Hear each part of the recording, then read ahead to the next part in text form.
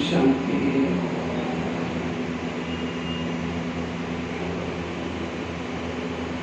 विशेष हम लोग समस्याओं का समाधान करने के लिए कुछ बातों के ऊपर चर्चा कर रहे हैं। तो हमारे जीवन में आने वाली समस्याओं का समाधान हम कैसे करें? समस्याओं का समाधान करने के लिए सबसे पहली बात है ड्रामा को याद रखना है। ड्रामा को क्या करो? याद रखो। तो सभी को अपना अपना ड्रामा पसंद है? हाँ, पसंद है। जो आपको जिस पति के साथ रखते हैं, जो आपको बच्चे मिले हैं, जो पड़ोसी मिले हैं, जो सास मिली है, ये सब पसंद है? या कई कहते क्या पापा मेरा अपना ड्रामा बनाया है, पति भी तंग करता है, बच्चे भी ठीक नहीं है, मेरे बहुत संकल्प चलते हैं, इसलिए मेरा ड्रामा थोड़ा बदल देना। क्योंकि बाबा डायरेक्टर है, आप सभी कौन है? एक्टर। अगर कोई एक्टर को ड्रामा पसंद नहीं है तो डायरेक्टर बदल भी सकता है।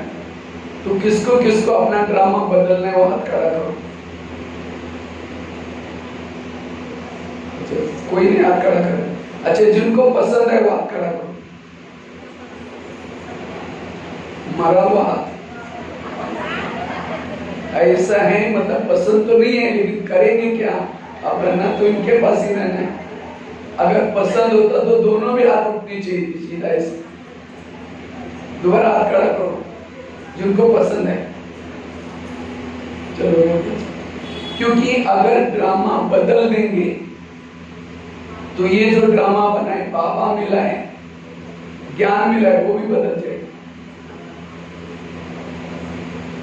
इसलिए समस्याओं का समाधान करने के लिए पहले ड्रामा को पसंद करो।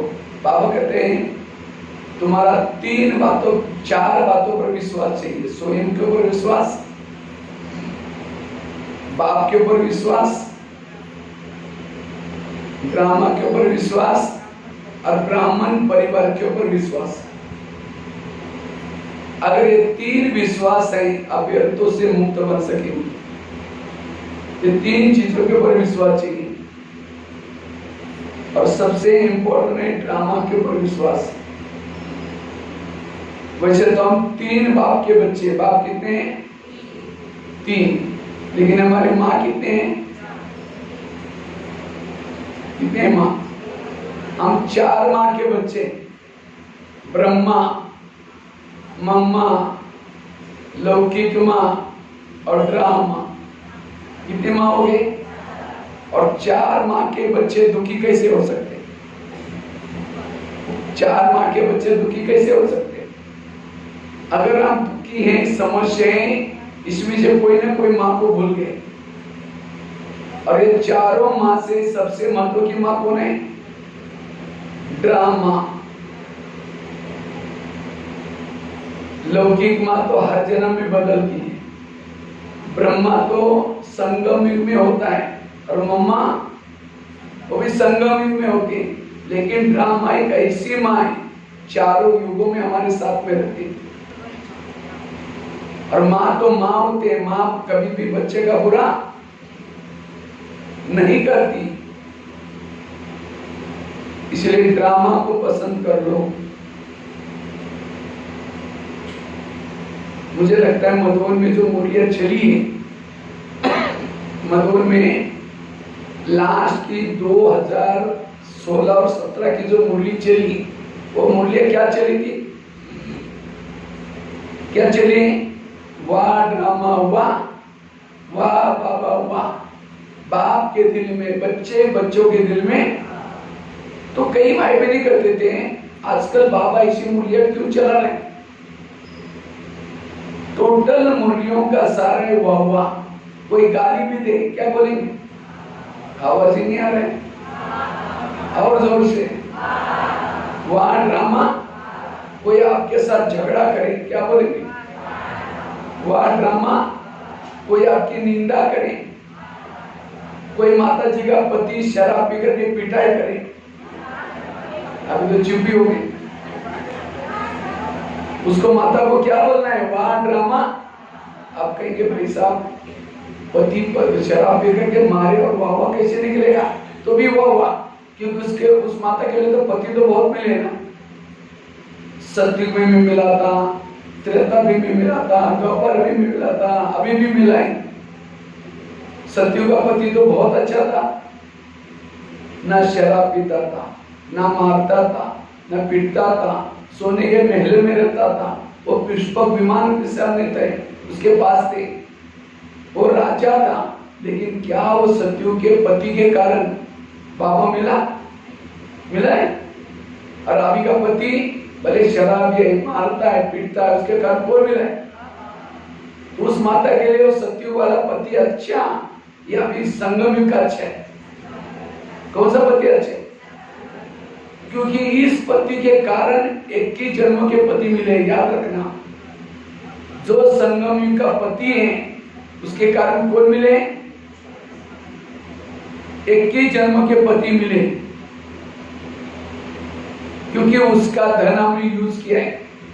इस पति का धन यूज किया ना, उन्होंने तो सहयोग दिया, यहाँ आने का सहयोग दिया, साथ में माइक चला गया वाला कोई एक बैठे कोई कम कर रहा है, कोई ज्यादा कर रहा है।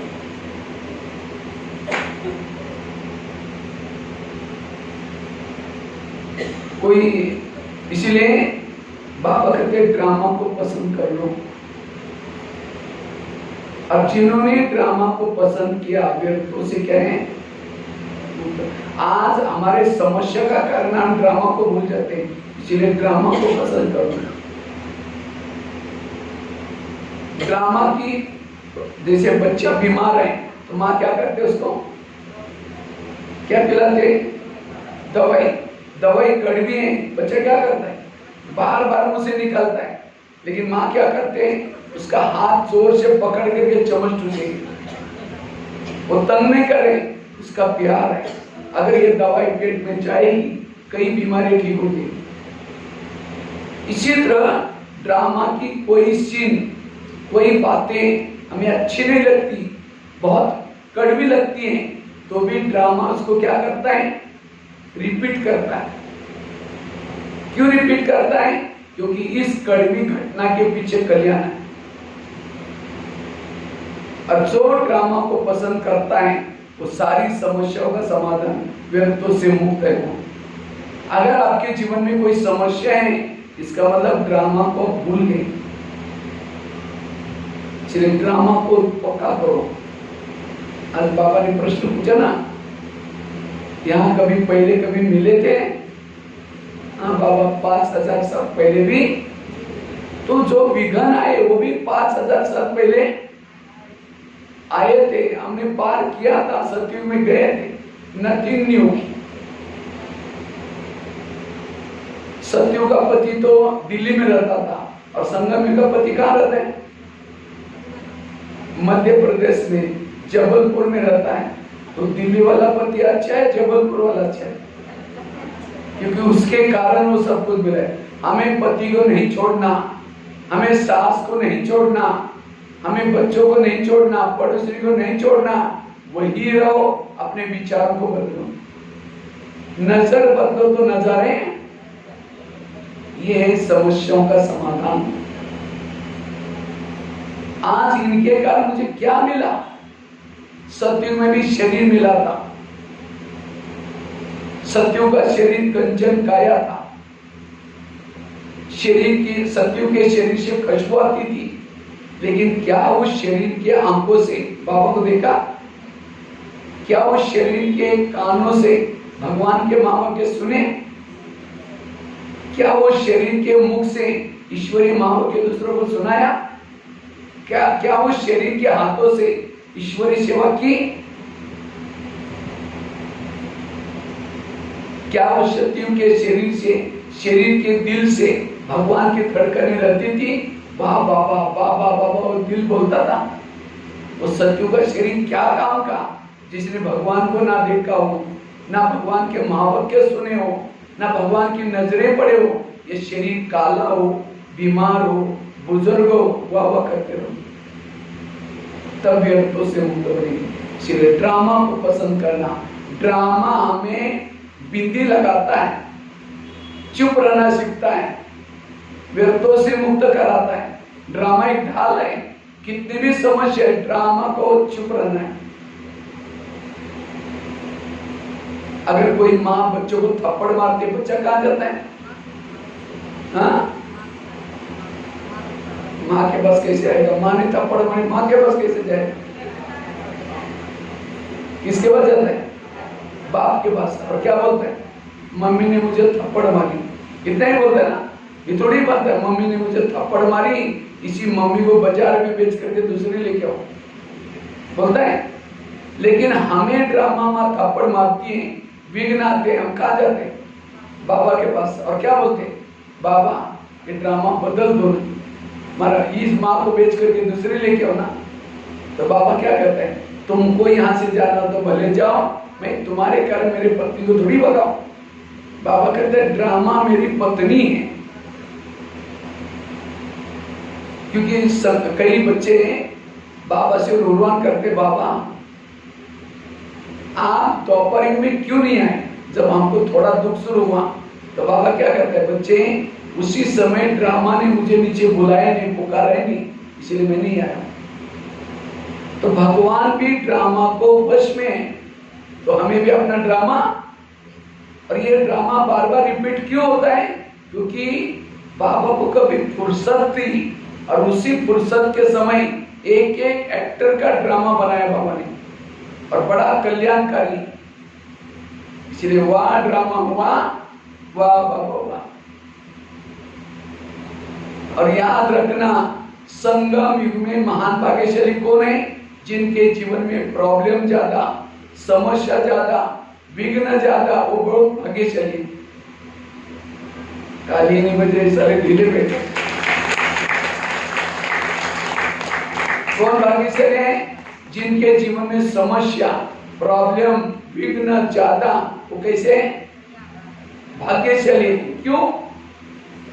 जिनको विघ्न है, समस्या है, प्रॉब्लम है, उनको कौन याद आएगा?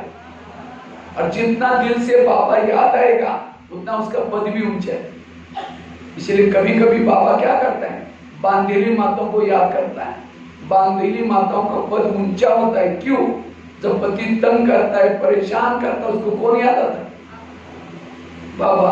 और वो भी दिल से, और जितना दिल से बाबा याद आएगा, उसका पद भी ऊंचे। और जिन माताओं को पति तंग नहीं करता, बहुत प्यार करता है, उनका योग किसे लगा है? पति से। और जिसका योग पति से, उसका पद कुछ भी नहीं होगा। तो पति तंग करने वाला चाहिए, प्यार करने वाला चाहिए? हाँ, तंग करने वाला चाहिए। ये है समस्याओं का। इसलिए कोई भी पति तंग करे, पर ये करे, परेशान नहीं होना। ये मेरा पद ऊंचा है। जितना बच्चे नौकरी, पेपर ज्यादा देते हैं, उतना पद भी ऊंचा। इसीलिए समस्याओं का समाधान है वाह ड्रामा, वाह वाह बाबा वाह। दूसरी बात है, अगर समस्याओं का समाधान करना है, कर्मों के गुई गति को याद रखो। कर्मों के गुई गति को याद रखो। कभी कभी हमारे जीवन में समस्या आती है, और उस समय हम कहते हैं ये क्यों करता है, इसने मेरे साथ क्यों किया। ताली कभी एक हाथ से, ताली कभी कितना चाहिए। अगर कोई व्यक्ति आपके साथ उल्टा सुल्टा करता है, इसका मतलब आपने भी कभी किया था। एक ड्रामा की बहुत बड़ी सीक्रेट बात आपको सुनाता हूं। आपके घर के जितने भी लोग हैं, आपका पति, आपके बच्चे, आपकी सास, आपकी पड़ोसनी, ये कोई आपको देने के लिए है, कोई आपसे। और जिन्होंने इस लेने देने के गणित को समझा, उसको कभी भी निगेटिव विचार नहीं चलेगी।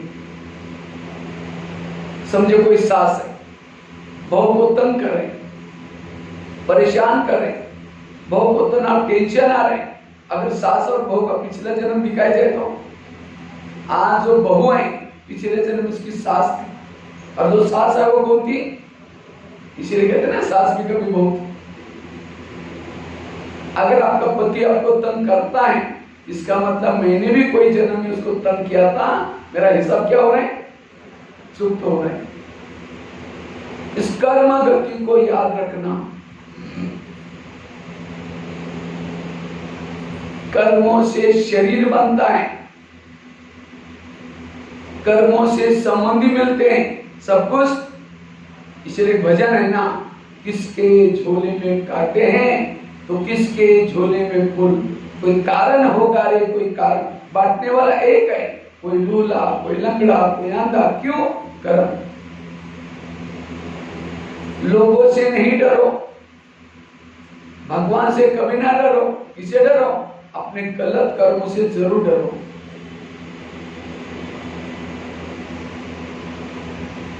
अश्रेष्ठ कर्मों के बीज क्या है? मुरली। ये मुरली का एक एक महावाक्य श्रेष्ठ कर्मों के बीज है। बाबा कहते हैं तुम लोगों ने 63 जन्मों से मन मत परमत के बीज बोए, उसका परिणाम देख लिया। अब कभी भी गलत कर्मों के बीज मत बोना। वर्तमान के मेरे प्रॉब्लम मेरे ही कोई पिछले जन्मों का कर्मों का फल परिणाम है। चिल्लाने से, सोचने से, गुस्सा करने से, सुसाइड करने से, मार पिटाई करने से खत्म होगा। इसलिए इस कर्म गति को समझना। आजकल पेट में बच्चा या बच्ची है, उसको देखने के लिए आजकल मशीनें निकली डॉक्टर के पास। और आजकल बच्चों को कोई पसंद नहीं करता तो कई लोग क्या करेंगे, डॉक्टर के पास जाएंगे। उसमें डॉक्टर भी मिला हुआ है, वैसे तो कानूनी अपराध है, लेकिन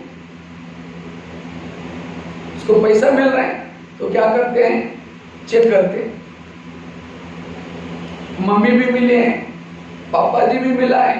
अच्छा, वो बच्ची भी छोटी सी जो जन्म ले रहे हैं, आत्मा उसके अंदर आई है, वो भी लात भी नहीं मार सकती। तुम लोग 4 लोग क्या कर रहे हैं मेरे साथ, मुझे जन्म लेना है, तो छोटी है। चारों ने मिलकर के क्या क्या उस गर्भ को निकाला और कांटे फेंक दिया, आजकल कूड़ेदान में फेंक दिया। और कुत्ते ने खींच खींच कर उनका पिंड खा लिया। वो कितना भावना से जन्म ले रही थी, मैं जाऊंगी, पढ़ाई करूंगी, नौकरी करूंगी, मैं ऐसा करूंगी, लेकिन चारों ने उसके जो उसकी आशा थी, स्वप्न थे, उसके ऊपर पानी फेर दिया। आत्मा तो मरी नहीं, वही आत्मा अगले जन्म में उसी मम्मी का, पापा जी का, डॉक्टर का, नर्स का मर्डर करके कचरे में फेंक देते। और ऐसी घटना देख करके हम क्या करते, अरे एक व्यक्ति ने कितने को मारा, चारों को मारा, वो कितना खराब होगा। खराब वो नहीं किया, खराब उन्होंने भी उनके साथ किया। इस दुनिया में जो कुछ होता है बिना कारण कुछ भी नहीं होता। इसलिए कर्म तो आज कई कहते नहीं भाई जी, इस दुनिया में बहुत अन्याय हो रहा है अन्याय। कई कहते हमारे घर के पास इतना भ्रष्ट व्यक्ति है, इतना गलत काम कर रहे हैं, भगवान उसके घर भर है। जो घर भर रहे हैं उसके पिछले अच्छे कर्मों का फल है। अब गलत काम कर रहे हैं उसका फल भी मिलेगा। भगवान के घर में देर है लेकिन अंधेर है। कई कहते हैं हम ओम शांति में जाते हैं, ब्रह्मा कुमारी में जाते हैं, तो भी हमारे जीवन में ऐसी प्रॉब्लम क्यों? ओम शांति में आते हैं, ब्रह्मा कुमारी में आते हैं, कब से आते हैं? हाँ, पिछले जन्म में थे ओम शांति में, और उसी समय गलत काम किया, यानी वह छो मंत्र हो गया। अगर ओम शांति में आने के बाद भी कोई प्रॉब्लम है, समस्या है, ये मेरे पिछले जन्मों का हिसाब है। इसलिए इस कर्मों को ब्रह्मा को भी नहीं छोड़ा, कर्मों ने दादियों को नहीं छोड़ा। आप कौन से पेड़ के पत्ते हैं? और याद रखना ये हमारा लास्ट का जन्म है, इसके बाद हमें कोई भी जन्म लेने वाले नहीं, इसके बाद हम कोई भी जन्म लेने वाले नहीं हैं। जो भी हमने प्रकृति के साथ हिसाब किए, लोगों के साथ हिसाब बनाए, सारे हिसाब को अभी क्या करना पड़ेगा, चुक्त करना पड़ेगा। और हिसाब को चुक्त करने के 3 तरीके, एक है योग, योग से हिसाब चुक्त करो। दूसरा तरीका है सहन करके हिसाब चुक्त करो, वो भी नहीं करेंगे। तीसरा कौन सा है, आने वाले महाविनाश में, जैसे मैंने सवेरे बताया ना, समुद्र की लहर हिमालय को छूने के लिए जाएगी ऊपर से, और जाते समय सबको लेके जाएगी। उस समय कितना वो दृश्य खतरनाक होगा। और उस समय आत्माओं ने जो भी गलत काम किए हैं, अगर उस समय आप अशरीरी नहीं बने, आपको कितनी तकलीफ होगी, और उसी तकलीफ से भी आत्माएं पावन बनेगी। लेकिन ऐसी विनाश काल में आत्माएं जो पावन बनेगी, वो सतयुग त्रेता में नहीं आती, वो मुक्ति में चली जाती है, द्वापर कलयुग में चली जाएंगी, सतयुग त्रेता में नहीं आएगी।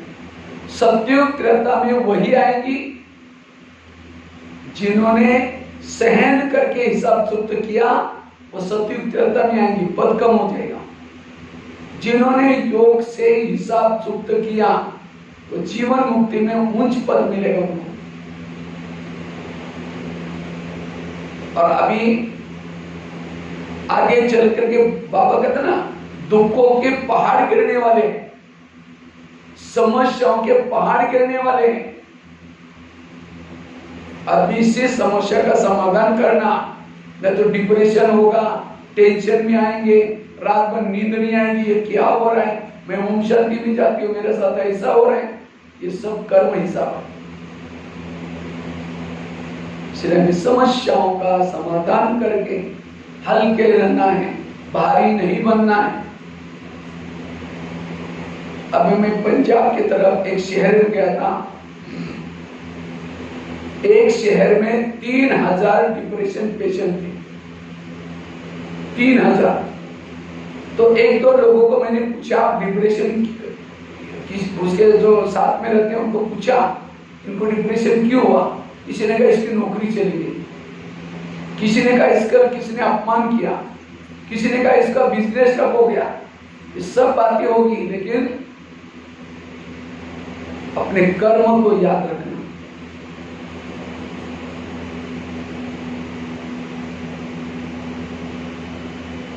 हर कर्मों का फल मिलता जरूर है, अच्छे का भी मिलता है, बुरे का भी। एक धृतराष्ट्र था, धृतराष्ट्र अंधा था, तो कृष्ण को कहता है भगवान मुझे सजा क्यों, मैं अंधा क्यों? तो कृष्ण ने बोलने लगा कि आपने कुछ किया होगा। कहता नहीं, कई जन्म पीछे गया, एक जन्म में धृतराष्ट्र छोटा बच्चा था, उसने एक पंछी को पकड़ा, एक सुई ली, उसकी आंखें तोड़ी, इसलिए अंधा बनना पड़ा उसको।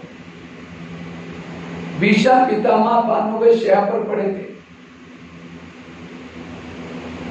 कृष्ण उनको मिलने के लिए आए थे, तो कृष्ण को प्रश्न पूछा मुझे सजा क्यों, बानों के शया पर ये सजा क्यों? तो कृष्ण कहता आपने कुछ किया होगा। कहता नहीं, कई जन्म पीछे गया भीष्म पितामह। एक जन्म में भीष्म पितामह राजा थे, रथ में जा रहे थे, एक सांप रास्ता क्रॉस कर रहा था, उसको लगा सांप मर न जाए, रथ को रुका, उसके बाद तीर थे, सांप को उठाया, बाजू में फेंका, कहाँ गिर गया वो नहीं देखा, जब फेंक दिया सांप जोर से ऊपर से नीचे गिरा, नीचे से कांटे चुभ गए, तड़प तड़प करके वही मरा। उसकी सजा भीष्म पितामह को भानुवेशा पर दिखा।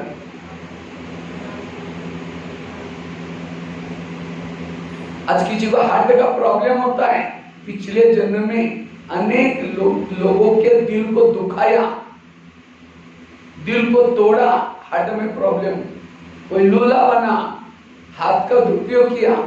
इसलिए भजन है ना, किसके झोले में कांटे हैं तो किसके झोले में फूल। कोई कारण होगा रे, कोई कारण होगा, बांटने वाला एक है, कोई लूला, कोई लंगड़ा, कोई अंधा, क्यों? कर्म। समस्याओं का समाधान करने के लिए कर्मों के गुही गति को समझ लो। इस दुनिया में जो कुछ हो रहे हैं, हर व्यक्ति ने बोए हैं, काटे हैं, और कहते हैं इसको आम कब लगेंगे। क्या बबुल का बीज बोने के बाद आम लगते हैं उसको? फिर कहीं रोएंगे, किसी को जाकर सुनाएंगे, ये मेरे साथ ऐसा हुआ, इन्होंने मेरे साथ ऐसा किया। ऐसे करने से खत्म होगा? किए हुए कर्मों को चुप करना ही पड़ता है। आज लोग बोले कि अरे ओम शांति में जाते हैं, इनको भगवान पढ़ाता है, तो भी इनके जीवन में कितने प्रॉब्लम है। आज कईयों के बच्चों को फोड़ा भी आ गया, बाबा के ऊपर का विश्वास कम हो गया। अरे बाबा हमको मदद ही नहीं करता, मेरा बेटा बीमार हो गया। अरे वो बेटे का अपना कर्म है, तुम्हारा अपना कर्म है, इसलिए साक्षी होकर के रहो।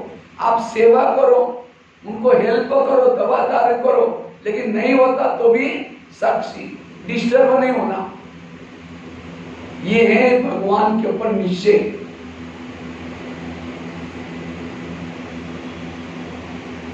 एक बहुत सुंदर घटना सुनाने जा रहा हूं, इस घटना को बड़े ध्यान से सुनना। एक आगरा में एक पति पत्नी रहते थे, उनके पास एक मेहमान आया। कोई सा मेहमान दिल्ली में खरीदारी करने के हिसाब से आया था, लेकिन जब वो दिल्ली में आया था दुकान बंद थी। तो उनको लगता है बैठे बैठे मैं क्या करूं, मैंने कभी आगरा गया नहीं, देखा नहीं, चलो मैं आगरा घूम के आता हूं। तो व्यापारी क्या करता, आगरा देखने के लिए गया। सारा दिन उस व्यापारी ने आगरा देखा, लेकिन रात को उसको सोने का प्रॉब्लम हो गया। जिस होटल में जाता था, जहां भी जाता था, सब कहते लोग हमारे होटल बुक है, और उसको लगता रात को कहां सो जाओ। अगर कहीं बस स्टैंड पर सो जाओ चोरी हो जाएगी, कहीं स्टेशन पर सो जाओ तो भी चोरी हो जाएगी। तो अचानक उस व्यापारी को याद आया, मेरी गरीब पति पत्नी, चलो उनके पास जाता हूँ। रिक्शा करके चला गया। तो बड़े खुश हो गए, इतना बड़ा व्यापारी आया, खिलाया पिलाया, चाय पानी दिलाई, मेहमानगी की। लेकिन सोने से पहले उसने अपने ब्याह खोली, कपड़े चेंज कर दिए। जब ब्याह खोली तो गरीब की पत्नी की नजर ब्याह में गई। देखा 1000 कोई 500, बहुत सारे बंडल है। उसको लगता है 2-4 बंडल हमको मिल जाए तो हमारी गरीबी क्या हो जाएगी। रात में नींद नहीं आई, 12 बजे बाहर गई, बड़ा से पत्थर लाया, क्योंकि उसके बैग सिराने पर रखी थी, और पत्थर सीधा उसके सिर में मार दिया। तो पति का तो मर्डर हो गया, वो मेहमान का मर्डर हो गया। पति की नींद खुली, पति कहते ये क्या हो गया, कहते हमारी गरीबी दूर हो गई। पति तो डर गया, ये बात किसी पुलिस वालों को पता चलेगा, लोगों को पता चलेगा, हमें जेल की सजा होगी, कहां की किसी को पता ही नहीं चलने देंगे। इस व्यापारी को जमुना नदी में डाल देते। रात को 2 बजे उन्होंने उस मुर्दे को पुरी में डाला। पीछे जमुना नदी के पानी से भर के जा रही थी। उन्होंने क्या किया, उसको लेकर गए, जमुना नदी में डाल करके वापिस आए। किसी ने नहीं देखा। जैसे घर में आए, दीवार पर खून के दाग लगे थे, तो उनको लगा किसी को पता न चले। तो उन्होंने क्या किया, रातों रात खून के दाग भी मिटाए। उन्होंने खून के दाग तो मिटाए, लेकिन कर्मों में पड़े हुए दाग को कोई मिटा। इसलिए भजन है ना, कर्म काले का मिटने रे भाई, लाख करे कोई चतुर है। उन्होंने उसी पैसे से क्या किया, एक प्लॉट लिया, एक छोटा सा मकान को बनाया, दुकान खोला, गाड़ी ली, गहने बनाए, उनकी गरीबी दूर हो गई। लेकिन उनको कोई बच्चे नहीं थे, दोनों ही पति पत्नी थे। कुछ साल के बाद एक बच्चा हो गया और एक ही बच्चा था, खिलाया पिलाया, उसको कलेक्टर बनना जितना पढ़ाया, लेकिन अचानक उस बच्चों को टाइफाइड हो गया। तो उनको लगता है बच्चे को कुछ नहीं हो जाए, बड़े से हॉस्पिटल में इलाज किया, बहुत खर्चा हुआ और उसी खर्चे के पीछे उनको गहने बेचने पड़े, बच्चा ठीक नहीं हुआ। गाड़ी बेची, बच्चे का इलाज किया, बच्चा तो भी ठीक नहीं हुआ। दुकान चालू किया था, उसको भी बंद किया। सारा पैसा उन्होंने क्या क्या बीमारी में लगाया। लास्ट में मकान बनाया था, वो भी बेच दिया। उनको लगता है बच्चा कलेक्टर बनेगा, दोबारा लेंगे। तो एक दिन वो बच्चा कहता है, पापा जी अपने को जो मिला तो पैसा खत्म हो गया, मैं जा रहा हूँ, बच्चा मर गया। तो बच्चा कौन था? क्वेश्चन है।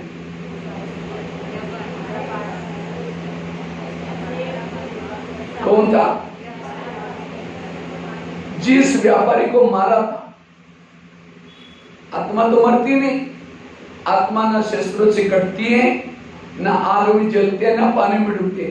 वही आत्मा पैसा लेने के लिए बच्चे के रूप में आई। ये है ऊपर वाले का डंडा, ये है कर्मों का डंडा। कर्मों का डंडा लगता है, आवाज नहीं आती। या मैंने आपको क्यों सुनाया? क्यों सुनाया? आज माँ बाप ने होटल नहीं देखा, पैसा इकट्ठा किया, और कोई ऐसा बच्चा पैदा हुआ है, गलत संगत में जा रहे हैं, नशा कर रहे हैं, पैसा लुटा रहे हैं, माँ बाप को टेंशन आ रही है, बच्चे ऐसा क्यों कर रहे हैं? आजकल घरों में ये समस्या है, और इसी समस्या में आज लोग दुखी हैं। घर में एसी है, गाड़ी है, सब कुछ है, लेकिन ये बच्चे के कारण सारा घर डिस्टर्ब है। कई तो बच्चे ने ऐसा उत्पाद किया, जंगल में, जेल में पहुंच गए। जेल में कोर्ट के लिए, कचहरी के लिए पैसा लग रहा है। बच्चा कौन है?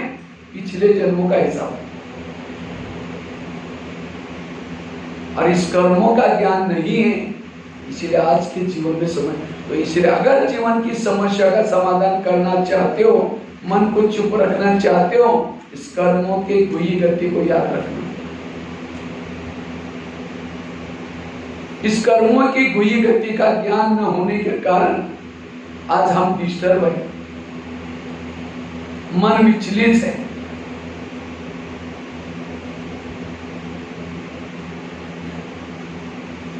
और भविष्य के लिए कभी काटे नहीं होना, श्रीमत प्रमाण चलना है।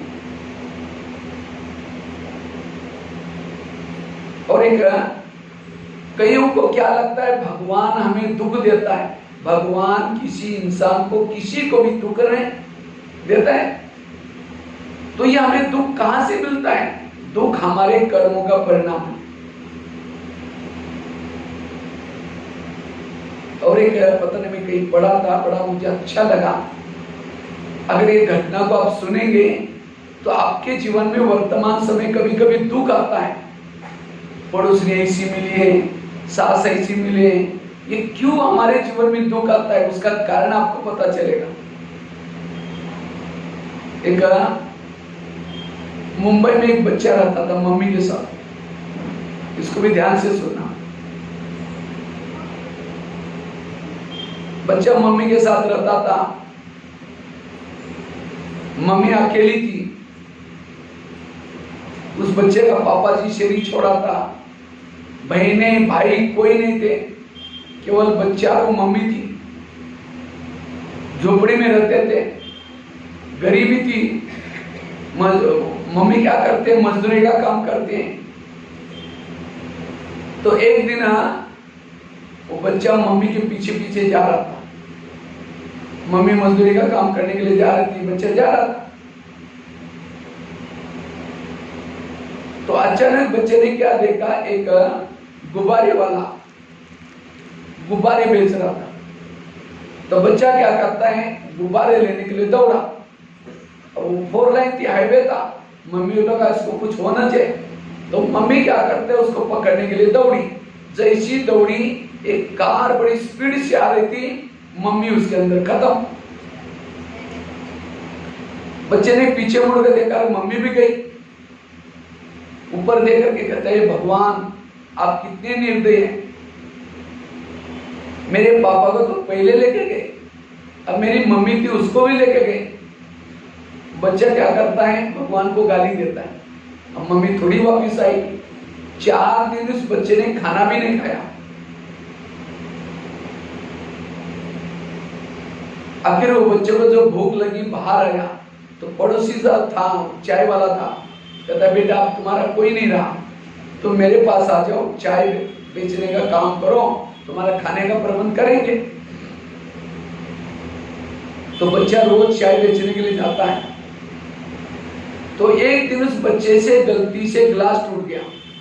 जैसे गिलास टूट गया, वो चाय वाला उसको इतना डांटता है। तो बच्चा जब वापिस रात को आता है दुकान से, ऊपर देख करके कहता है भगवान मैं जहां भी जाता हूं मुझे दुख ही मिलता है, आप कितने निर्दयी हैं, आपने कितना मुझे दुख दिया। वो भगवान के ऊपर कोसता रहता है। एक दिन चाय बेच करके आ रहा था, किसी ने कहा ये झोपड़ी तुम्हारी मम्मी को दी थी, वो तो चली गई, तुम जाओ यहां से, रहने का भी प्रॉब्लम। आखिर उसने शादी की, पत्नी आई, वो भी झगड़ा हुआ। आखिर उसने सब टेंशन लेकर के शराब पीना शुरू कर दिया। आखिर उसने चाय का दुकान चालू किया खुद का। तो एक दिन वो बच्चा चाय बेच रहा था। जब चाय बेच रहा था, 10-12 लोग आए, चाय मांगा, तो बच्चे ने चाय बनाकर दी, जाने लगे। तो बच्चा कहता है चाय का पैसा दो। जैसा पैसा मांगा, वो 10-12 लोगों ने इतनी पिटाई की उस बच्चे की, बेहोश करके सामान बिखर करके चले गए। आखिर उस बच्चे को होश आया और ऊपर देख करके कहता है भगवान आखिर आप मेरी कब तक परीक्षा लोगे, कितना मुझे दुख दोगे। वो भगवान, लगता है कि भगवान ही मुझे दुख दे रहा है, भगवान को गाली देता है, कोसता रहता है। आखिर उसको होश आया, वापिस उसको लगता है चलो पत्नी को जाकर सुनाऊंगा। अब पत्नी को जाकर सुनाया, मेरे साथ ऐसा ऐसा हुआ।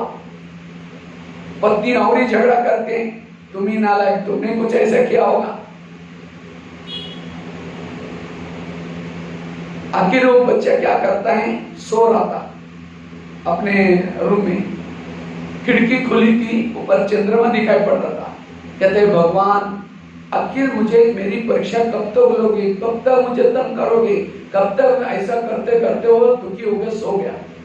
रात को 3 बजे खिड़की से आवाज आता है बेटा उठो, बेटा उठो। तो बच्चे की नींद खुली, आप कौन है, कौन है? तो आवाज आया तुम्हारा पिताजी। कहता मेरा पिता तो मरा हुआ है। फिर आवाज आता है मैं तुम्हारे आत्मा का पिता परमात्मा हूं। कहते अच्छा भगवान मैं आपसे बात नहीं करूंगा, आपने कितना मुझे दुख दिया। फिर आवाज आता है बेटा ये मैंने कुछ नहीं दुख दिया, ये सब तुम्हारे कर्मों के परिणाम है। चलो मैं तुम्हारा पिछला जन्म दिखाता हूं। तो भगवान ने क्या किया, उस बच्चे का हाथ पकड़ा, एक महल के पास लेके गए। तो बच्चा कहता है भगवान आप मुझे पिछला जन्म दिखाने वाले थे, ये महल के पास कहां लाया? भगवान ने कहा ठहर जाओ मैं दिखाता हूं। जैसे अंदर गए, कुछ सिपाही कैदियों को चाबुक से मार रहे थे।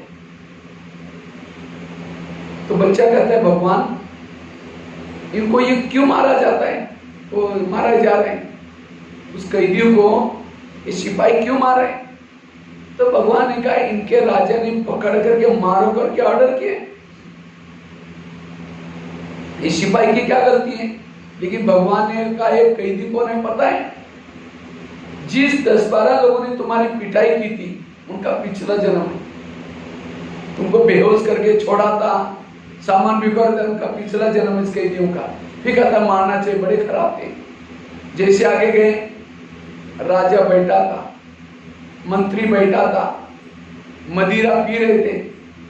इतने में एक बच्चे से गिलास मंगवाया था, बच्चा थोड़ा देरी से आया। राजा उस बच्चे को इतना डांटता है देरी से क्यों आया? बच्चा घबरा गया, ग्लास टूट गया और डांटता है। तो बच्चा जो भगवान के साथ आता है, आया था, पूछता है भगवान ये राजा इस बच्चे को क्यों डांट रहे हैं? तो भगवान ने कहा राजा का स्वभाव ही ऐसा है। लेकिन भगवान ने कहा ये बच्चा कौन है पता है? जिस चाय वाले ने तुमको डांटा था उसका पिछला जन्म है।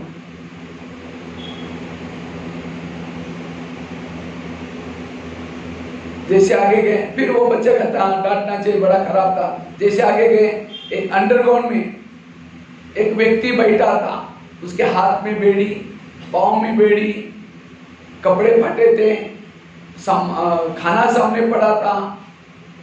तो बच्चा पूछता है भगवान ये कौन है? तो भगवान ने कहा ये राजा का बड़ा भाई है। मतलब राजा का बड़ा भाई, और ये क्या ऐसी हालत? भगवान ने कहा ये राजा बनने वाला था, लेकिन खुर्ची के चक्कर में इस राजा ने क्या किया, इसको अपने भाई को देशद्रोही बना दिया और जनता से छिपा कर रखा है, अंडरग्राउंड में रखा हुआ है। जनता को भी पता नहीं कि उसका भाई कहाँ चला गया। लेकिन भगवान ने कहा ये कौन है पता है? तुम्हारी पत्नी का पिछला जन्म। इसका मतलब वो बच्चा पिछले जन्म में कौन था?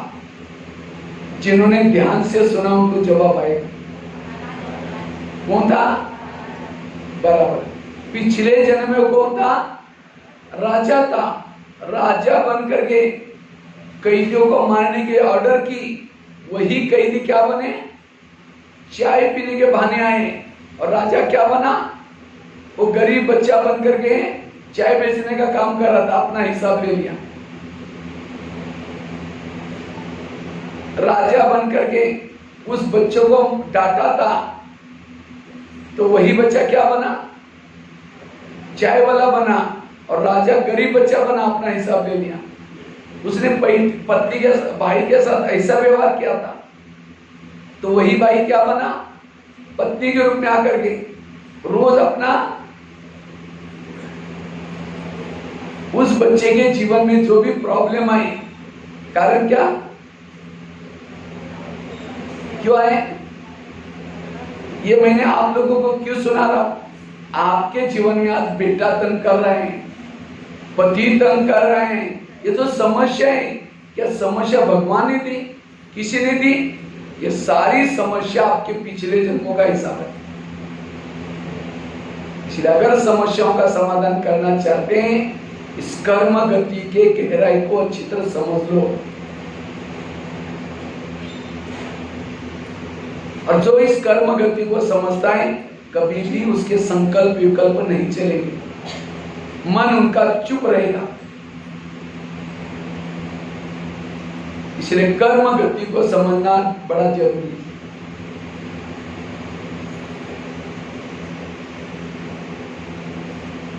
सब सुन रहे ध्यान से? नींद में तो नहीं सुन रहे? उमंग उत्साह तो नहीं लग रहा है थोड़ा चेहरे से?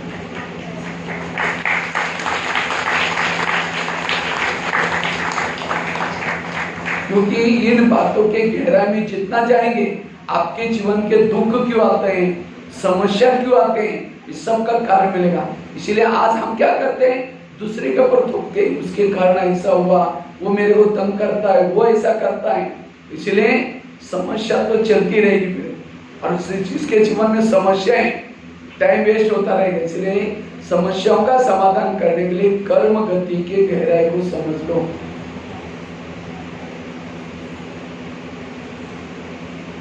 कर्मों की तो बहुत गहरी गति है। अगर आपका पति, समझो कोई स्कूल में टीचर पढ़ाता है, पीरियड क्लास लेने का टाइम है और वो ऑफिस में आराम से बैठा है गप्पे लगाते हुए, पेमेंट मिल रहा है, उसी पेमेंट से घर वालों को किसी को भी शांति नहीं मिलेगी, क्योंकि वो पैसा पसीना का पैसा नहीं है।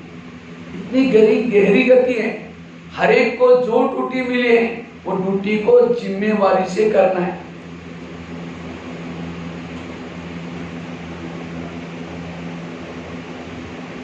एक घटना मैं आपको सुनाता हूं। इसके पीछे एक प्रैक्टिकल, मैं कोई कहानी वगैरह नहीं सुना रहा हूं। मैं दिल्ली में रहता था, दिल्ली में पांडवन में रहता था। तो पांडवन में मेरी रात के समय सिक्योरिटी की सेवा थी, रात को पहरा भी देता था। तो वहाँ सामने रोड है, हाईवे, रोहतक रोड। तो वहाँ एक पुलिस, ट्रैफिक पुलिस वाला रात को 10 बजे, लगभग 8:30-9 बजे के बाद आता था। 9:30 से लेकर के सवेरे 4 बजे तक, 5 बजे तक ट्रक जाने आने के लिए परमिशन थी। तो आता था, हाथ ऊपर करता था, ट्रक जाते थे उनसे पैसे लेता था। तो कभी कभी मैं क्या करता था, वो सब गेट से देखता था। तो कभी कभी वो पुलिस वाला ठंडा पानी पीने के लिए आश्रम में आता था, अपने सेंटर में आता था। मैं कभी कभी उनको कहता था, सर आप ये जो पैसे ले रहे हैं ये कोई रोड का टैक्स है? कहता नहीं नहीं, रोड का टैक्स नहीं, इनको गुमराह कर लेते हैं। मैंने कहा ये गवर्नमेंट में आप जमा करते हैं? नहीं, आधा मैं अपने बॉस को देता हूँ, आधा अपने जेब में रखता हूँ। हमने कहा सर आप पुलिस वाले हैं, अगर आप ऐसा करेंगे, कहता है आजकल सब लोग करते हैं। मैं कभी कभी उसको बोलता था, आपको हमारे ब्रह्मा कुमारी आश्रम में आओ, अब ये दुनिया खत्म होने वाली है, सतयुग आने वाला है, स्वर्ग आने वाला है। कहता है जहाँ धन है, जहाँ गाड़ी है, जहाँ बिल्डिंग अच्छी है, वहाँ ही स्वर्ग है, आपका स्वर्ग हमको नहीं चाहिए। तो सीधा बोलता। और मेरे से इतनी दोस्ती हो गई उसके साथ, कभी कभी मुझे बैग दिखाता था, देखो बोला पैसे की बैग आप खाली लाया, अब जाते समय भर के लेके जाऊंगा।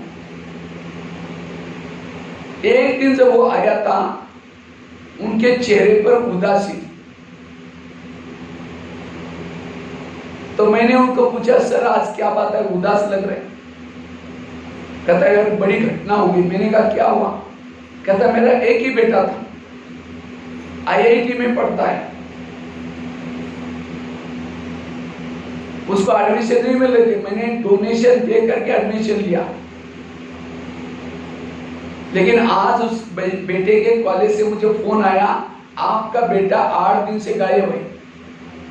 तो मैंने कहता है दोस्तों से फोन करके पूछा उसके, तो आपका बेटा कहाँ, क्या हुआ है? तो दोस्तों को फोन किया, कहता है उन्होंने कहा कि आपका बेटा 3-4 दिन पहले से गायब है, उसने कुछ लव मैरिज किया और लव मैरिज करके भाग गया। तो सोचे कि चलो क्या मामला है, जाकर देखूंगा। तो बैंक में गया, ATM में पैसा निकालने के लिए। जैसा ही ATM में गया, बैलेंस 0, जितना कमाया था सारा खत्म। कहता मुझे बेटा गया इसलिए टेंशन नहीं, लेकिन मैंने जिंदगी में जो कमाई किया था, क्योंकि बेटे को भी नंबर दिया था, बेटा तुमको जो भी पैसा लाए निकालना उसमें से।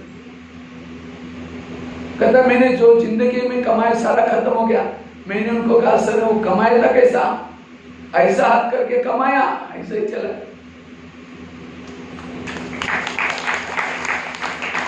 आज उस व्यक्ति के जीवन में जो समस्या है, कहां से? कर्म ऐसा किया, इसलिए कर्मों का फल आवश्यक मिलता है। इसलिए कभी भी गलत कर्म समस्याओं का समाधान करने के लिए कर्म गति को याद रखना। दूसरी बात है, निगेटिव को क्या बना दो,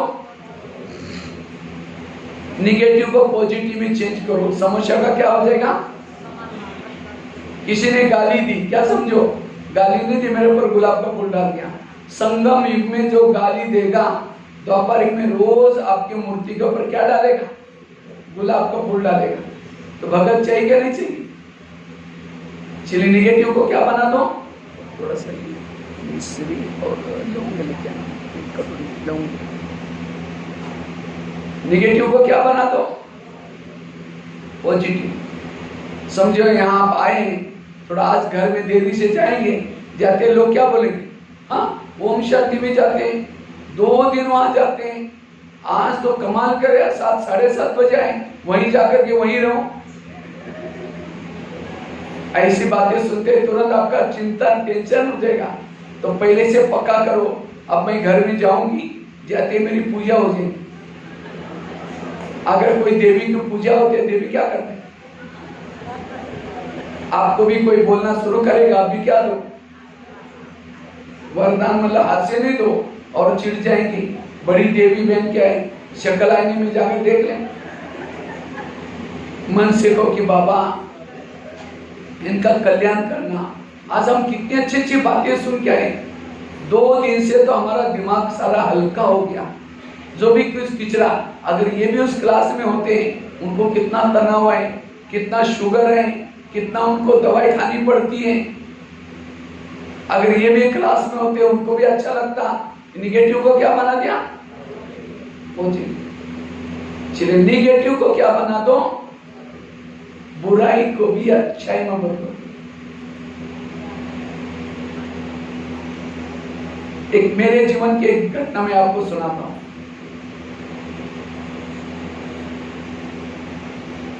मैं जब दिल्ली में रहता था, क्योंकि आजकल भाई बहनों के घरों में छोटी छोटी बातें होती, छोटी छोटी बातों में भी डिस्टर्ब है। और जो डिस्टर्ब है, आज आपके जगह आपके पास आप अपना मोबाइल चालू करके, ऑडियो चालू करके आपके पास रखो सारा दिन। आप सारा दिन क्या क्या बोलते हो उसको सुनो। क्या बोले? तुमको तो दिमाग ही नहीं है, तुम तो पागल ही हो। देवी ऐसे शब्द बोलते हैं, मना उसको दिमाग नहीं है, मतलब तुम दिमाग था वो भी खत्म हो गया तुम्हारा। पागल नहीं तो भी हमने क्या वरदान दिया? क्योंकि हम योग करते हैं, हम पवित्रता का पालन करते हैं, हमारे वाणी में बल आता है। अब किसी को दिमाग है तो हम कहे क्या वरदान दिया? तुमको दिमाग ही नहीं है। ऐसी देवी कैसी बनी?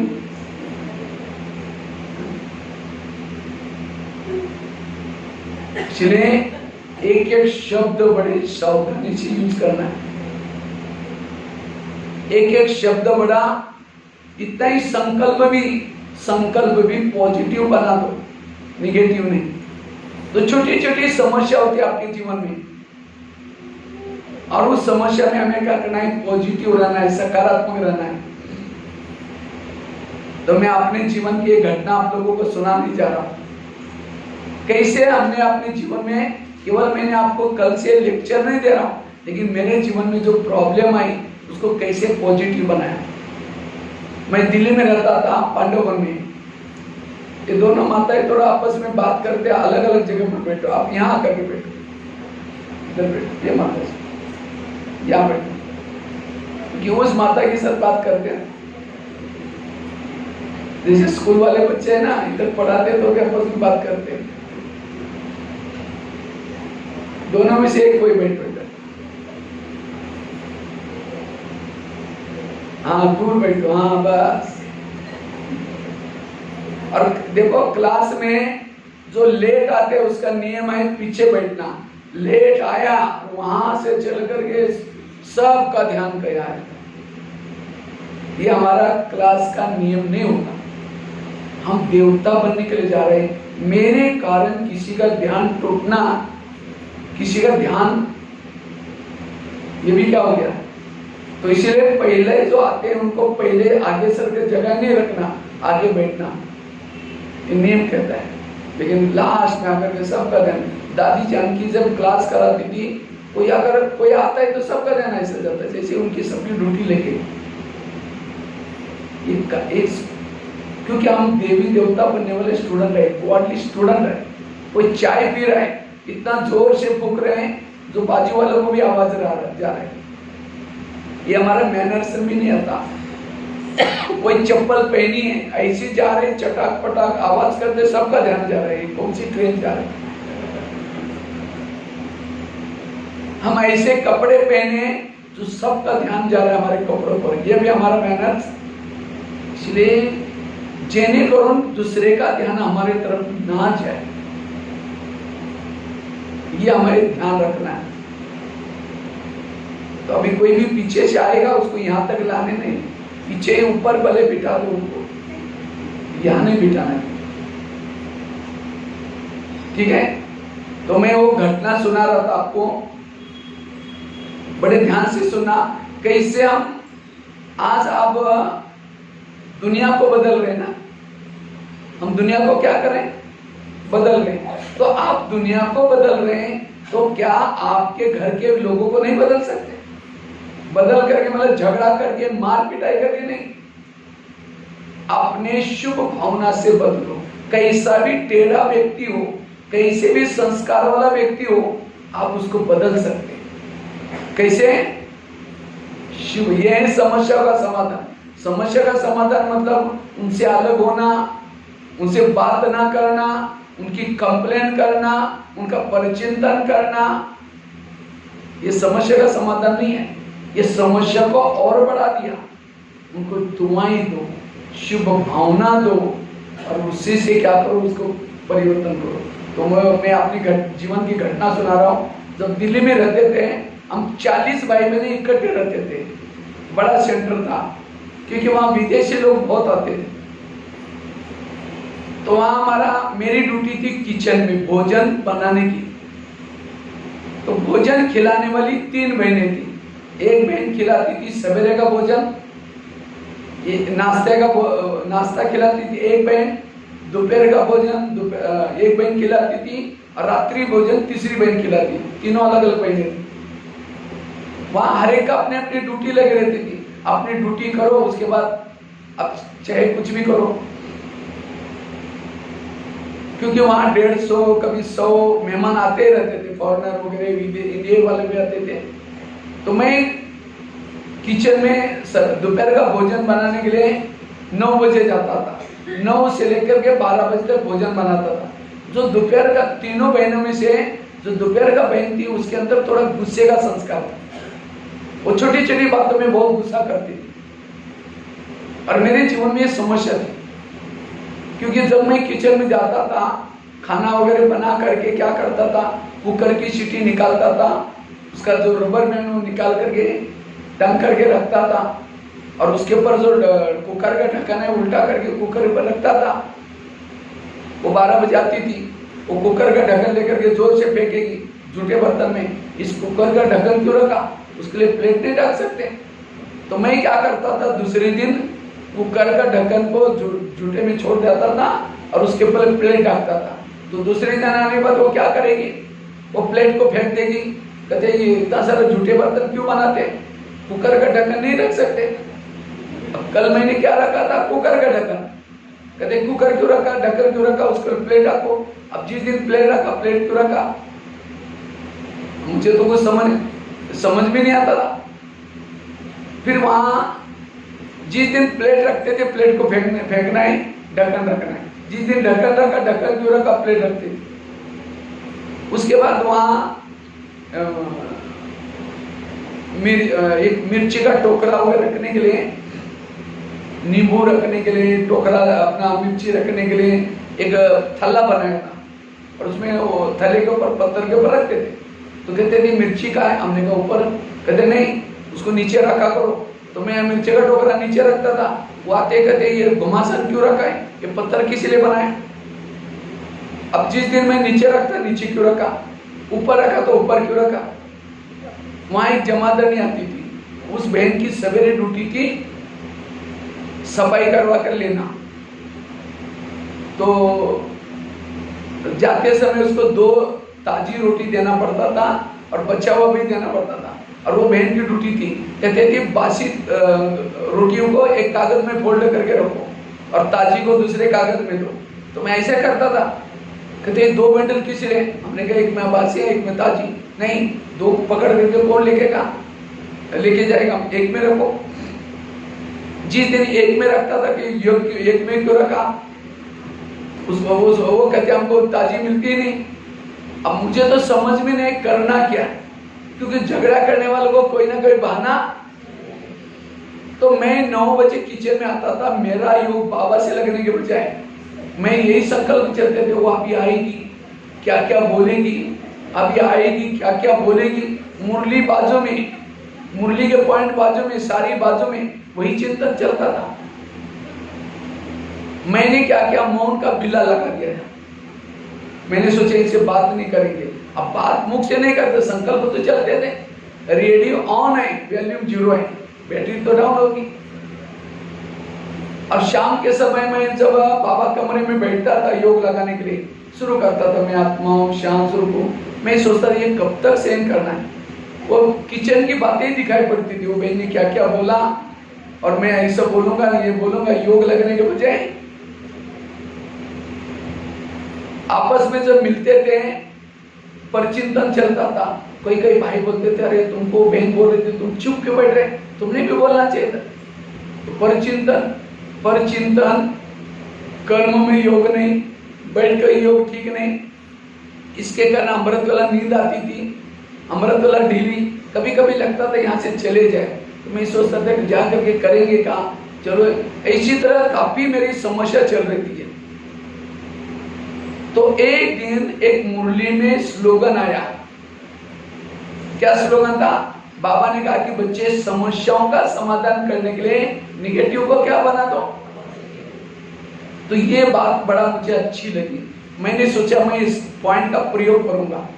तो मैं जब भी किचन रूम से निकलता था मैं सोचता था बाबा उस भगत को भेजेगा, आज पता नहीं किस प्रकार के फूल लाएगा। आज अच्छी तरह डांटा, अच्छी तरह गाली दी, समझो गुलाब का फूल डाल दिया, तैयार होकर के आता था। तो जैसे वो बोलना शुरू करती थी मैं अंदर से कहता था शुक्रिया बाबा, धन्यवाद बाबा, कितनी अच्छी पूजा हो रही है, शुक्रिया। वो क्या क्या बोलते मुझे सुनाई नहीं पड़ता था क्योंकि मैं बाबा बाबा बोलता था। वो बोल करके चुप रहने के बाद मैं धीरे से बोलता था बहन जी ओम शांति। कहते इतना सारा बोला कुछ फर्क नहीं पड़ा, तुम तो बिल्कुल पत्थर है पत्थर, ऐसी बोलती। मैं तो अंदर से खुश हो जाता था, मेरी आज पूजा होगी, एक जन्म के लिए मेरी पूजा होगी। शाम के समय जब बाबा कमरे में जाता था, बाबा कहता बाबा आज अपने जो भगत भेजा था बड़ी अच्छी पूजा की, कल भी उसको जरूर बोलना कि पूजा कर लेना। माना जिस समय वो मुझे बोलती नहीं थी मुझे मजा ही नहीं आती, मेरे अंदर सहन करना की ताकत बढ़ती गई। किचन में जब भी आता था मेरा कर्मयुग शुरू हो गया, अमृत वाला भी अच्छा होना शुरू हो गया, बैठ करके भी योग लगना शुरू किया, विरत खत्म हो गया। उसने मेरे को बोल कर रखा था जमादानी आई या ना आई, आपको रोटी बनाकर रखना आपका काम है। तो मैं हमने बना कर रखते थे। तो एक दिन क्या हुआ, कुछ बहनें, कुछ बाहर की बहनें कुछ गुलजार दादी से मिलने के लिए आई थी। तो मैं भी अपना नाश्ता बना करके नाश्ता कर रहा था, तो सारी बहनें भी नाश्ता कर रही थी। उसी दिन वो 2-4 दिन जब अंदर नहीं आए थे वो बंडल थे, उसने सीधा ला कर मेरे थाली में फेंक दिया। इतना सारा क्यों बना कर रखा, तुम ही खा लो। अब मेरी थाली नीचे गिर गई। अब कितना संकल्प चलना चाहिए, मैंने संकल्प चलाने के बजाय तुरंत पॉजिटिव बनाया। मैं ही सोचता था वाह, रोज तो फूलों से पूजा होती थी, आज तक बड़ा गुलदस्ता ही मेरी पूजा हो गई। वो रोटी को क्या समझा। फिर मैंने अपनी थाली उठा करके धुलाई करने के लिए गया। तो मैंने सोचा आज का दिन कितना यादगार बनेगा, इतना सारा देवियों के बीच में, बहनों के बीच में आज मेरी पूजा होगी। तो मैंने डायरी मेरे पास थी, वो निकाल करके डेट नोट कर रहा था। इतने में बहन आई तो देखा तो मुस्कुरा रहा है, उसको कुछ फर्क नहीं पड़ा। वो क्या बोलते हैं भैया वो जमादार ने नहीं आई ना, उसका गुस्सा मैंने आपके ऊपर निकाला। मैंने उसको भी पॉजिटिव लिया। मैंने सोचा आप थोड़ी गुस्सा करते, वो ईविल आत्मा वो आपके अंदर प्रवेश करके गुस्सा करके चली जाती है, जिसका मेरे पिछले जन्म का हिसाब था। उसके अंदर आपका क्या गलती है। कहते वो आत्मा मेरे में क्यों आती है। मैंने उसको भी पॉजिटिव बना। हमने कहा आप आने देते इसलिए आती होगी। कहते कल से जब आएगी ना मुझे याद दिलाना। हमने कहा ठीक है याद दिलाएंगे। जब भी गुस्सा करती थी हमने कहा देखा वो आत्मा है अभी गुस्सा करेगी। धीरे धीरे क्या क्या उसने गुस्सा करना। ये है शुभ भावना का प्रयोग। लेकिन समय लगा, लगभग 3-3.5 साल लगा उसके लिए। 3-3.5 साल के बाद पहले जब वो किचन में आती थी कारीगर उदाहरण करके आती थी, हम तो डर लगता था अभी क्या बोलने वाले पता नहीं सबके बीच में। लेकिन जब मैंने ये प्रयोग किया 3 साल से, जब हम किचन में एक आधी चेयर रखते थे बैठने के लिए, क्योंकि लंबा समय तक बैठना पड़ता था, तो हमारी चेयर उठा के फेंकते थे, यहाँ चेयर नहीं रखना। तो मैं क्या करता था खड़े खड़े लिखता था, कुछ लिखना है खड़ा होना है तो। लेकिन जैसे मैंने प्रयोग करना शुरू किया वो कहते थे भैया अब खड़े क्यों, मैंने आपको चेयर ला करके दे दूं। चेयर ला करके देती थी, पहले फेंक देती थी, बाद में ये है पॉजिटिव का प्रयोग। और जब ज्यादा समय बहने रहने के बाद गुलजार दादी क्या करती थी, कोई नया जगह पर सेंटर खुला वहां भेज देती थी। तो उस बहन को एक नया सेंटर पर भेज दिया था। तो एक दिन मेरे को उसने फोन किया, कहते भैया आप बहुत अच्छी चिंतन मंथन करते हैं, क्लास करते हैं, कभी आप हमारे सेंटर में भी आओ ना। मैंने कहा ठीक है, कभी देखूंगा आऊंगा। तो एक दिन मैं उनके सेंटर पर गया, फोन करके गया था। तो एक साइड पर माता, एक साइड पर भाई, सभी ने फूल डाल करके मेरा स्वागत किया। उस बहन ने एक बड़ा सा गुलदस्ता दिया। जैसा गुलदस्ता दिया मुझे जोर से हंसी आई। वो कहते भैया आप क्यों हंस रहे? मैंने कहा मुझे कोई पुरानी याद आई, मुझे उस समय रोटी वाला गुलदस्ता याद आया।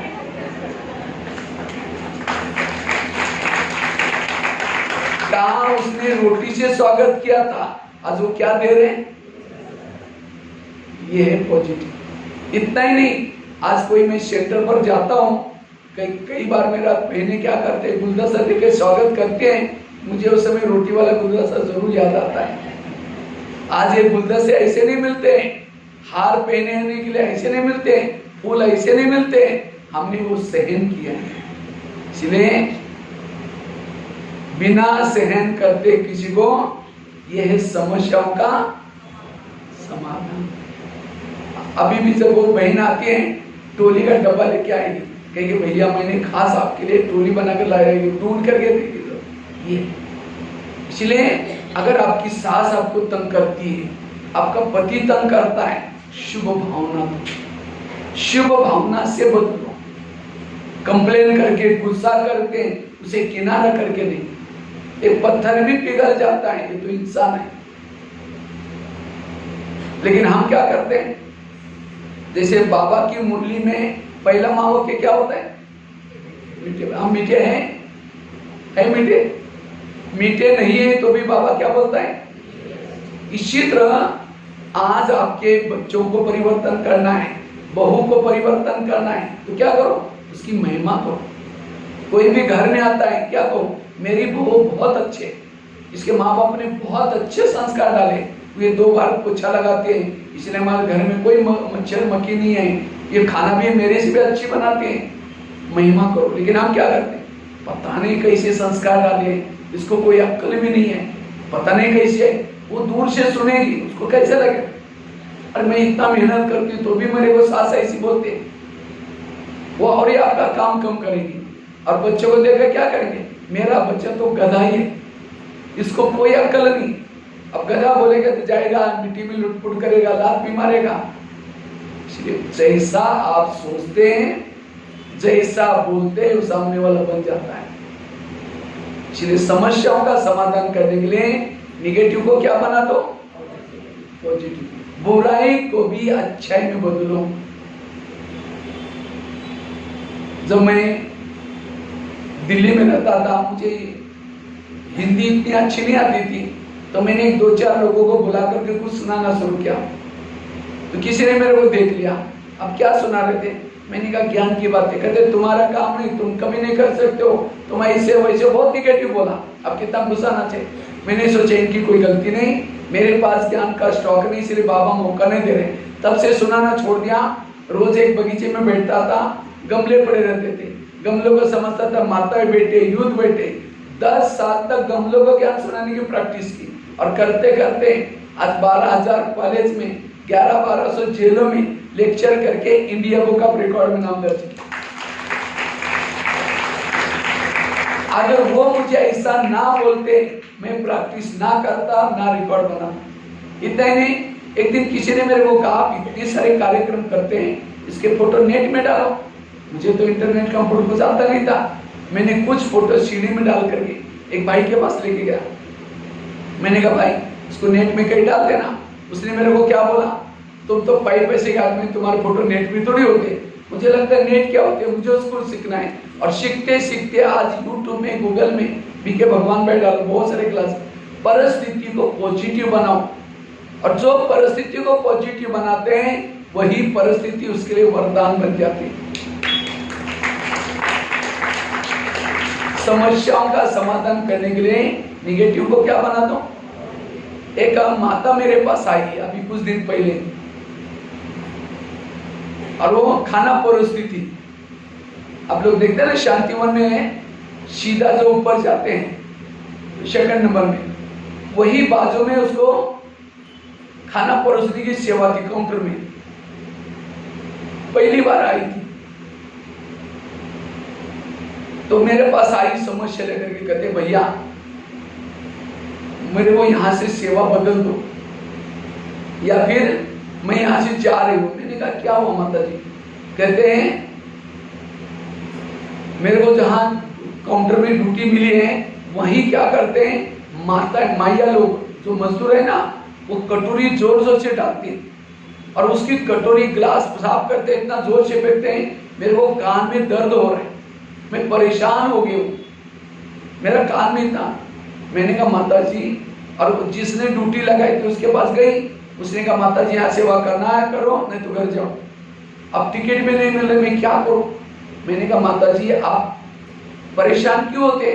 आप ये सोचो जब से मैं मधुबन में आई हूँ मैं इतना अच्छी सेवा कर रही हूँ तो मेरी सेवा का इतना पुण्य जमा हो रहा है। मेरे मंदिर के अंदर ये घंटियां बज रही, बर्तनों की नहीं आवाज आ रही, किसकी आवाज आ रही? जितनी घंटिया की आवाज आ रही उतनी मेरी दुआएं, उतना खुशी नशे में रहूं। अब माता जी ने वही प्रयोग किया, वही उसको बर्तन आवाज आता था डिस्टर्ब होती थी, अभी बड़ी खुश है। कहते जब भी मैं आऊंगी यही सेवा करूंगी, बड़ा मजा आ रहा है, बहुत अच्छा लग रहा है, मेरे मंदिर में घंटियां बज रही। नेगेटिव को क्या बना दो? जीवन की हर परिस्थिति को पॉजिटिव बना दो। और जो निगेटिव को पॉजिटिव बनाता है वो समस्याओं का क्या करता है? समाधान करता है। अभी भी मैं एक स्कूल में गया था, वहीं तुकाराम महाराज की घटना सुनाई थी। तुकाराम महाराज विठल की भक्ति करते थे, महाराष्ट्र के संत थे। तो लोगों ने इसको मना किया, तभी छोड़ा नहीं। एक दिन सभी लोगों ने पकड़ करके वो संत के गले में सब्जी की माला पहना दी, बैंगन टमाटर आलू मटर मिर्ची, मुंह काला किया, बाल उतर करके हल्दी लगा दी, गधे में बिठाया, गली गली में घुमाया, इतना ही नहीं घर के सामने लाया, पत्नी को बुलाया। जब उसकी पत्नी देखती है मेरे पति के साथ ऐसा किया, सबको गाली देती है। जब गाली देते तुकाराम महाराज सब्जी की माला दिखा करके कहते हैं इनको गाली क्यों दे रहे? ये लोगों ने अपने लिए 8 दिन के लिए सब्जी ला कर दिए, नेगेटिव को क्या बना दिया? और कहा इनको गाली मत देना। जब मेरी शादी हुई थी बारात नहीं निकली थी, आज ये लोगों ने पूरी गांव में हमारी क्या निकली? इन बारात वालों को चाय पानी पिलाना। और कहा इनको गाली मत देना। जब मुझे घुमाने के लिए लेके गए थे, धूप बहुत तेज थी और तेज धूप में लोगों ने पाँव में कुछ नहीं पहना था, सबके पाँव में छाले फोड़े आएंगे, मुझे कुछ नहीं हुआ, मैं आराम से प्रगति पर बैठा। और कहा इनको गाली मत देना। मेरे सिर में फोड़े हो गए थे, ये लोगों ने बाल उतर करके हल्दी लगाई। हल्दी तो एंटीबायोटिक का काम करते, अब ठीक हो जाए। ये है जीवन जीने की कला, जो बुराई को भी अच्छाई में बनाता है। हर व्यक्ति के साथ हर परिस्थिति में एडजस्ट होकर के चले। ये है समस्याओं का समाधान। और उसके लिए एक मंत्र याद रखना, कौन सा? जो हुआ अच्छा हुआ, जो हो रहा अच्छा, जो होगा वो भी मेरे जीवन की हर घटना में कल्याण है। कोई मेरी चुगली करे, यहाँ की ट्रांसफर वहां करे, कल्याण है। एक लास्ट में एक रामायण की घटना सुना करके मैं पूरा करता हूँ, क्योंकि आप लोगों को योग करना है लंबा समय तक। एक रामायण की घटना सुनाता हूँ। राम राजा बनने वाला था, लेकिन रात में आकर के मंत्रा ने कई कई तो चलो उल्टी बातें सुनाई। तुम्हारा बेटा भी तो है, तुम अपने बेटे को छोड़ करके राम को राजा बना रहे। ये बातें सुन करके राम को राजा बनाने की वजह कहाँ भेजा? 14 वर्ष वनवा में भेजा। सीता गई, लक्ष्मण गया, तीनों में घर से चले गए। वियोग के कारण दशरथ ने प्राण त्यागा। खाने का प्रॉब्लम, सोने का प्रॉब्लम, घास में सोए, किसके कारण हुआ? मंत्रा के कारण। तो मंत्रा को जो भी देखेगा उसकी भावना अच्छी चली बुरी चली। मैं खुद जब बचपन में रामायण देखता था, मंत्रा काला सा ड्रेस पहन के डंडा लेके आती है, मैं कहता हूँ बूढ़े को उसको नहीं देखना। लेकिन एक दिन मैंने जब सोचा तब पता चला मंत्रा ने राम के साथ जो किया वो, अगर रात में ना आती राम क्या बन जाता? राजा। राजा बनता तो जंगल में नहीं जाता, सीता की चोरी ना होती, रावण को ना मारता, रावण को ना मारता, राम की महिमा कोई नहीं गाता। राम की महिमा किसके कारण? मंत्रा के कारण। इसी तरह हर एक के जीवन में भी भगवान ने तो मंत्रा रखी है, घर में रखी है, पड़ोस में रखिए, ऑफिस में रखिए, हर एक के घर में कोई ना कोई मंत्र। और यही हमारी समस्या है, और हम बस उसको ही करते हैं, बस ये यहाँ से चली जाए, मैं बहुत सुखी बन सकती हूँ।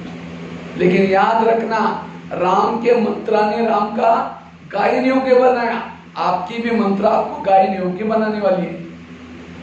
इसलिए ऐसे मंत्रा से कभी तंग नहीं होना है। अगर राम के जीवन में मंत्रा ना आती, ना हनुमान मिलता, ना अंगद, ना ऋषि, ना मुनि, कोई नहीं मिलते। किसके कारण मिले? मंत्र के कारण। आज आपको बाबा मिला, दैवी परिवार मिला, दीदी दादियां मिली, किसके कारण मिले? किसके कारण मिले? हाँ, आज तक की मंत्रों के कारण। अगर आपका पति तंग न करता, परेशान न करता, अगर आपको यहाँ ब्रह्मा कुमारी बहनें बुलाती, माता जी थोड़ा ज्ञान सुनने के लिए आओ ना, तो क्या कहते? बहन जी हमारे घर में बड़ी शांति है, नहीं चाहिए तुम्हारा ज्ञान। उस पति का धन्यवाद। तंग किया, परेशान किया, मंदिर में गए भक्ति करने के लिए, प्रदर्शन देखी, ब्रह्मा कुमारी में आए, इतना अच्छा ज्ञान मिला, इतना दीदी दादिया किसके कारण मिले? पति के कारण। इसलिए कभी एकांत में बैठ करके जिन्होंने आज तक तंग किया, उन सबको धन्यवाद। आप लोगों ने हमें तंग किया, हमारा बहुत अच्छा हुआ, लेकिन 5000 साल के बाद तंग करने के लिए जरूर आना। ये है पॉजिटिव। इसलिए निगेटिव को क्या बना दो? बुराई को भी अच्छाई में बदलो।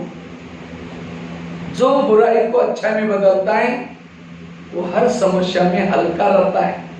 हर समस्या, मेरे जीवन की समस्या ने मुझे महारथी तक पहुंचाया। अगर मेरे जीवन में समस्या ना होती, आज यहां ना होता।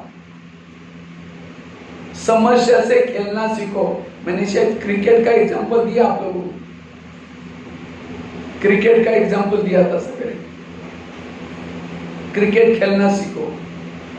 और जिन्होंने क्रिकेट खेलना सीखा, और भारत का सबसे वो इम्पोर्टेंट खेल है क्रिकेट, ये समस्या से खेलना अर्थात क्रिकेट खेलना।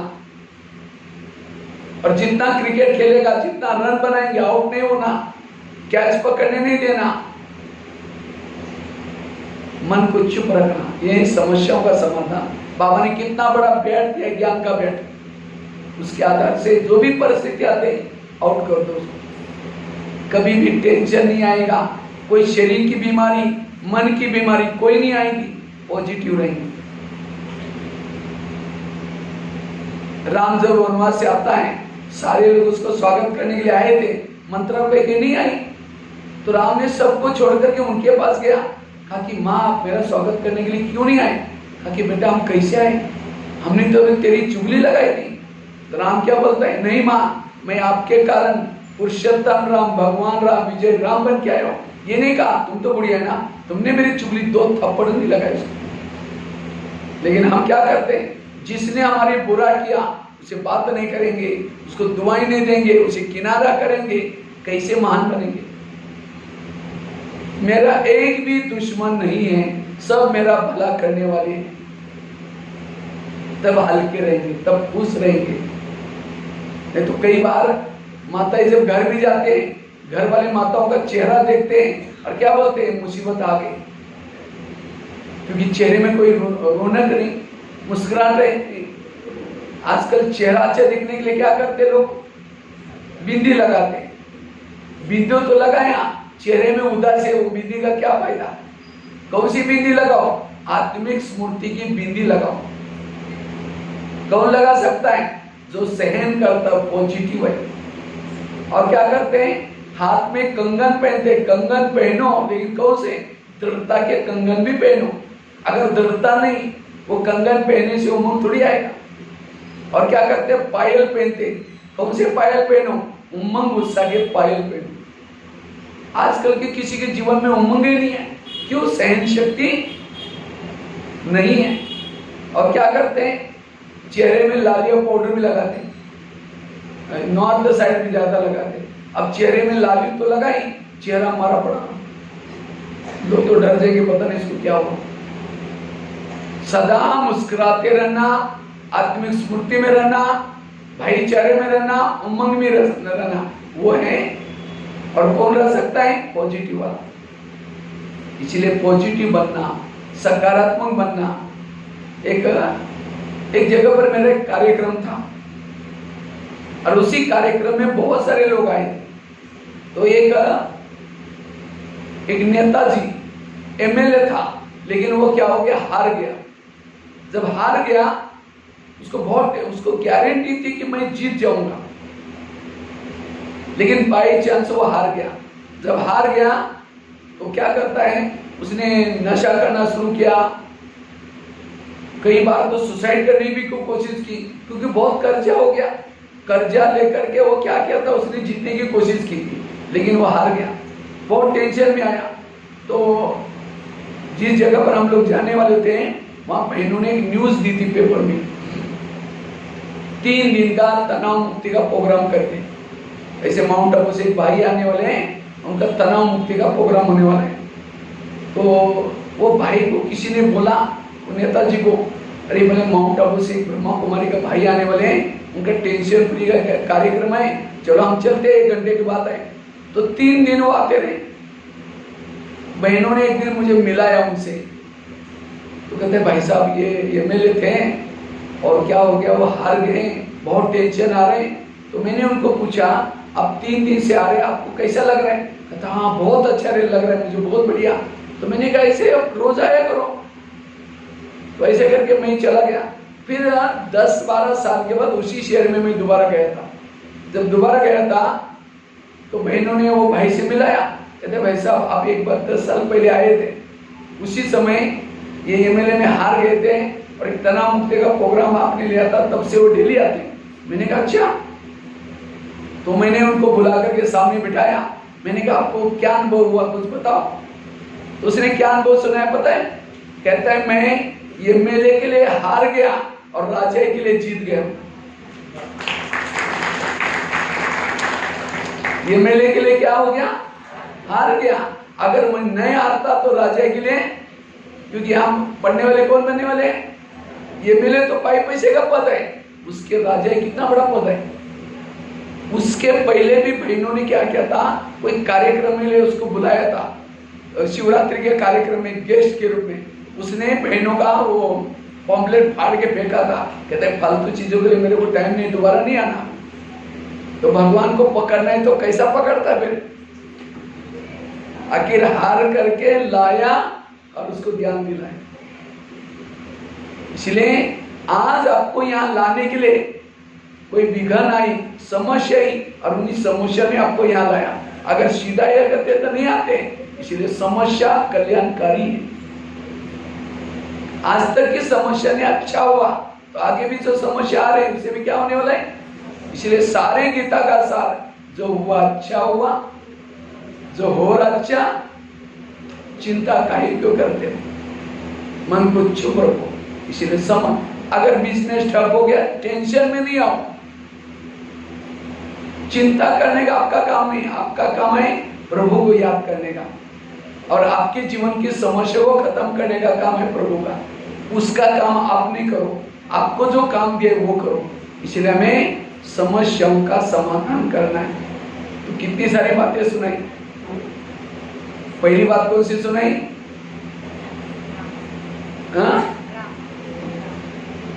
पहली बात सुनाई आत्माभिमानी का स्थिति का अभ्यास, कल सवेरे क्लास किया था। उसके बाद दूसरी कौन सी बात बताई?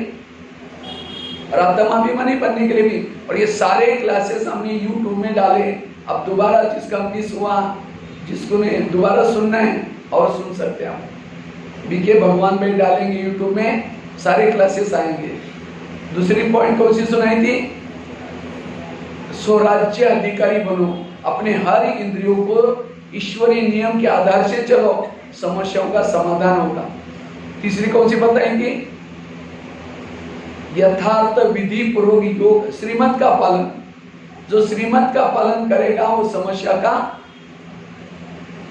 अगर समस्या आते हैं हम कोई विघ्न श्रीमत का उल्लंघन करते तब समस्या आती है। चौथी कौन सी बताई थी? चौथी शाम को कल बताई थी। यथार्थ विधि पूर्वक योग करो, क्योंकि योग करने से हमारी आत्मिक स्थिति बनेगी। और ये समस्या हमको कुछ भी अनुभव नहीं होगी, मन चुप रहेगा। और पांचवी कौन सी बताई थी? पर चिंतन से बचना असवेरे। उसके बाद आगे की छठी कौन सी बताई थी?